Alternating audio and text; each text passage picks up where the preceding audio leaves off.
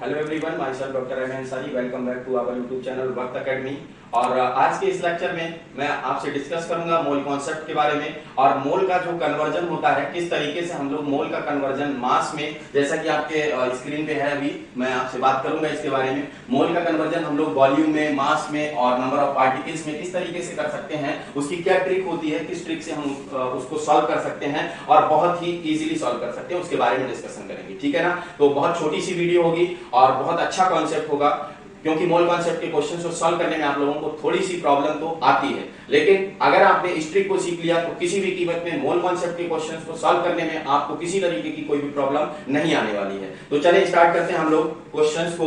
देखिए, सबसे पहले हम यहाँ पर बात करेंगे आपसे कि मोल कॉन्सेप्ट जो होता है उसमें मोल और नंबर का रिलेशन जो होता है वो क्या होता है। तो मैं बेसिकली बात करूंगा मोल और नंबर रिलेशनशिप के बारे में। तो बेटा याद रखिए, एक जो छोटा सा नंबर है हमारे पास 6.022 × 10⁻23, जिसको सभी लोग जानते हैं कि हमारा अवोगाद्रो नंबर होता है। तो ये क्या है? एक नंबर है। जैसे कि हम ये कहते हैं कि एक दर्जन बराबर क्या होता है? 12 होता है। ठीक है ना? तो इसी तरीके से हम ये कहें कि 6.022 × 10⁻23 जो है वो एक मोल के बराबर होता है। एक मोल में कितना नंबर पाया जाता है, जिस नंबर को हम लोग अवोगाद्रो नंबर बोलते हैं, जिसको Na से रिप्रेजेंट करते हैं। ये इतने हमारे एटम हो सकते हैं, इतने हमारे मॉलिक्यूल हो सकते हैं या इतने हमारे आयन हो सकते हैं, है ना? तो ये बात आपको समझ में आई। अब देखो, जैसे मैंने कहा कि एक एग्जांपल लेकर के कि एक मोल बराबर, तो एक मोल में कितने? इतने 6.022 × 10⁻23 एटम हो सकते हैं, मॉलिक्यूल हो सकते हैं, आयन हो सकते हैं। ठीक है ना? बल्कि हम इन सबको कलेक्टिवली बोलना चाहें तो हम ये बोल सकते हैं कि इतने क्या हो सकते हैं बेटा?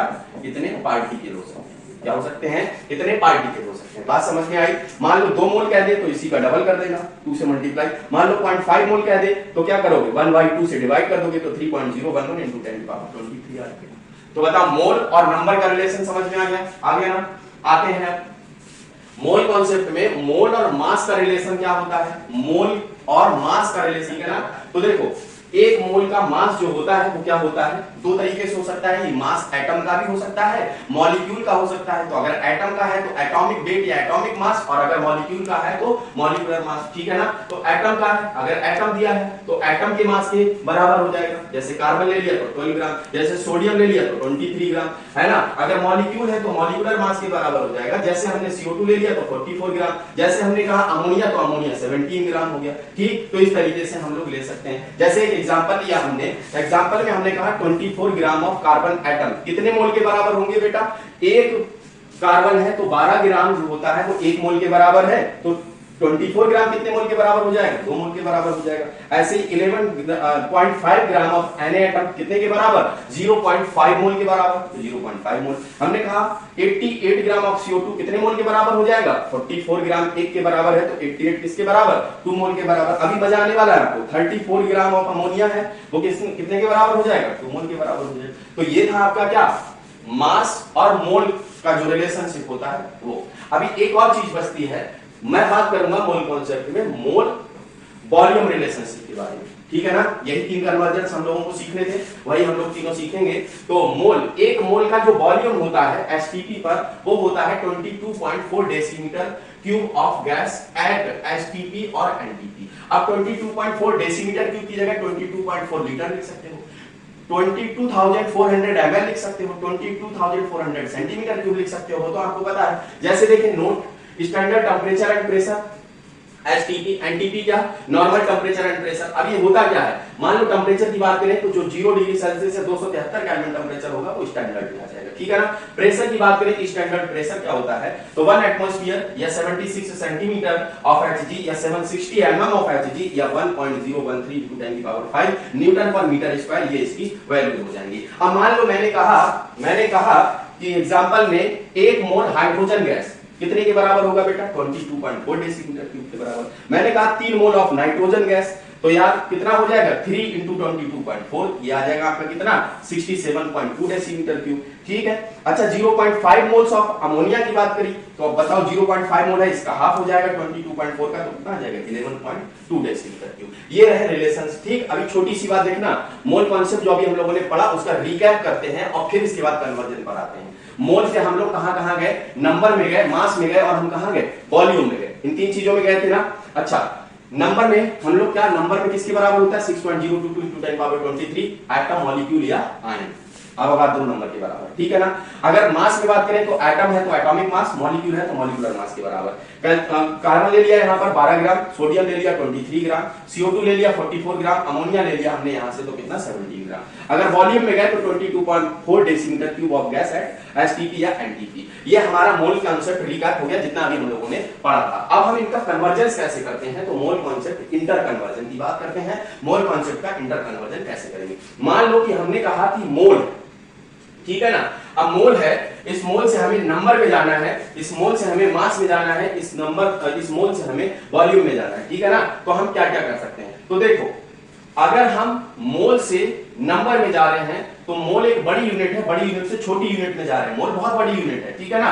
तो बड़ी यूनिट से छोटी यूनिट में जा रहे हैं तो मल्टीप्लाई। और अगर आपको सिंपल याद रखना है तो आप याद रखो कि मोल से इन तीनों चीजों में से किसी भी चीज में जाओगे तो हमेशा मल्टीप्लाई करोगे, और इन तीनों चीजों में से कभी भी मोल में आओगे तो डिवाइड करोगे। किससे मल्टीप्लाई, किससे डिवाइड करोगे, जो अभी सीखा था। एक मोल बराबर किसके बराबर होता था बताओ, अब अगर नंबर के बराबर तो उसी से मल्टीप्लाई कर दोगे, नंबर मिल जाएगा। नंबर किसका मिलेगा, नंबर आयन का हो सकता है, मॉलिक्यूल का हो सकता है, एटम का हो सकता है। ऐसे ही अगर मोल से आप जाओगे किसमें, मास में जाओगे, तो अगर वो मास एटम के मास की बात कर रहे हो और ये मास जो मिलेगा वो ग्राम में मिलेगा, ठीक है ना। तो अगर आप मास में बात कर रहे हो किसकी, एटम की, तो एटॉमिक मास से मल्टीप्लाई कर देना। अगर ये मास जो है वो मॉलिक्यूल का निकाल रहे हो तो क्या मॉलिक्यूलर मास से मल्टीप्लाई कर देना। वेट भी लिख सकते हो। वॉल्यूम में अगर बात कर रहे हो बेटा तो क्या करोगे, एक मोल से, मतलब मोल से वॉल्यूम में जाओगे तो 22.4 लीटर से मल्टीप्लाई कर देना। अब देखो, अब अगर मैं कहूं उल्टा, नंबर से तो मोल में जा रहे हो तो डिवाइड बाय, यानी जिससे मल्टीप्लाई किया था जहां जहां पर उसी से अब डिवाइड करना पड़ेगा, उल्टा करना पड़ेगा। मास से जा रहे हो मोल में तो क्या करोगे, एटॉमिक वेट, और अगर मॉलिक्यूल है तो मॉलिक्यूलर वेट। अब अगर वॉल्यूम से मोल में आ रहे हो तो 22.4 लीटर, इससे करोगे, ठीक। तो फाइनली जो है वो इस तरीके का कन्वर्जन आपका निकल करके आएगा। ये आपके लिए इंपॉर्टेंट है, इसको आप लोग सीख सकते हो। अभी हम जो फार्मूला निकला था उसका पूरा क्विक देख लेते हैं कि किस तरीके से फार्मूला निकले। ये n है हमारा क्या, मोल, क्या है बेटा, मोल। तो हमने क्या कहा, given number of particle n upon Avogadro number. बताओ, मोल निकालने के लिए डिवाइड करना था। अगर नंबर निकाल रहे तो अवोगाद्रो नंबर से डिवाइड कर रहे थे, अगर वेट निकाल रहे थे तो एटम था एटॉमिक वेट से, और मॉलिक्यूल था तो मॉलिक्यूलर वेट से डिवाइड कर रहे थे गिवन मास को, ठीक है ना। अगर वो वॉल्यूम था तो गिवन वॉल्यूम को हम वॉल्यूम एट एसटीपी पर जो भी 22.4 लीटर होता है उससे डिवाइड कर रहे थे, ठीक है ना। तो ये हमारा हो गया मोल का पूरा सिस्टम कि मोल हमें कैसे निकालने हैं इन तीनों चीजों से। अच्छा, अब मैं बात करूं, मान लो कि यहां पर जो है पार्टिकल्स, यहां पर मास और इसका जो है वॉल्यूम, तो एक मोल जो है वो क्या होगा, एटॉमिक वेट या मॉलिक्यूलर वेट के बराबर। एक मोल जो है वो इतने नंबर के बराबर, मतलब एटम, मॉलिक्यूल और आयन के बराबर होगा। अगर एक मोल की बात करूं तो 22.4 डेसीमीटर क्यूब के बराबर होगा। पहले भी मैं आपको इस बात के बारे में बता चुका हूं, ठीक है ना। तो इन सब का रिलेशन अगर हम देखें तो एटॉमिक वेट, मॉलिक्यूलर वेट जो होगा वो 6.022 into 10 power 23 एटम, मॉलिक्यूल और आयन के बराबर हो सकता है, 22.4 डेसीमीटर क्यूब के बराबर हो सकता है। तो ये रही हमारी फाइनल बात कि जो हमारा रिलेशन है वो किस तरीके से हम लोग सीख सकते हैं, किस तरीके से हम लोग इंटर कन्वर्जन कर सकते हैं मोल का मास में, वॉल्यूम में, और नंबर ऑफ पार्टिकल, पार्टिकल मतलब एटम, आयन और मॉलिक्यूल में। तो ये पूरा कन्वर्जन आपको समझ में आ गया होगा, अच्छे तरीके से आप लोग इसको क्लियर कर पा रहे होंगे। अगर आपको ये ट्रिक अच्छी लगी, मोल कन्वर्जन आपको अच्छा लगा तो वीडियो को लाइक करिए, चैनल को सब्सक्राइब करिए, बेल आइकन प्रेस कर लीजिए, और आपको ये जो पढ़ाया है इसकी पूरी पीडीएफ आपको टेलीग्राम चैनल पर मिल जाएगी। लिंक डिस्क्रिप्शन में है, डिस्क्रिप्शन ओपन करके आप इस पूरी पीडीएफ को डाउनलोड कर सकते हैं। Okay, thank you so much.